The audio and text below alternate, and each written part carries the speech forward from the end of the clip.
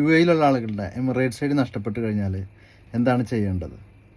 Emirates I D നഷ്ടപ്പെട്ട് കഴിഞ്ഞാൽ ആദ്യം തന്നെ ചെയ്യേണ്ടത് നമ്മൾ എമിറേറ്റ്സ് ഐ ഡിക്കായിട്ടുള്ള ICPൻ്റെ കസ്റ്റമർ ഹാപ്പിനെസ് സെൻറ്ററിൽ പോയിട്ട് നമ്മുടെ എമിറേറ്റ്സ് ഐ ഡി നഷ്ടപ്പെട്ടു അല്ലെങ്കിൽ അത് ഡാമേജ് ആയി എന്നുള്ളതുകൊണ്ട് തന്നെ അത് ഡീആക്ടിവേറ്റ് ചെയ്യാൻ വേണ്ടിയിട്ട് നമ്മളൊരു അപേക്ഷ കൊടുക്കണം.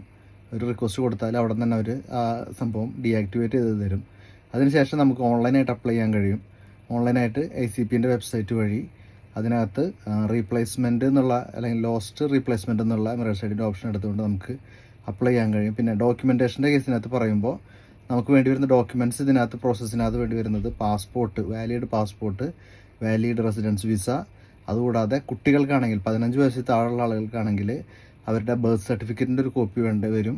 അതുകൂടാതെ നമ്മുടെ ഒരു ഫോട്ടോയും കൂടെയാണ് ഇതിനകത്ത് പ്രോസസ്സിൽ വേണ്ടി വരിക. ചാർജസ് വരുന്നത് അറൗണ്ട് 300 ദിർഹംസ് ആണ്. അതുകൂടാതെ ഒരു 40 ദിർഹംസ് എക്സ്ട്രാ പേ ചെയ്യേണ്ടി വരും. Detailed video ചാനലിലുണ്ട്.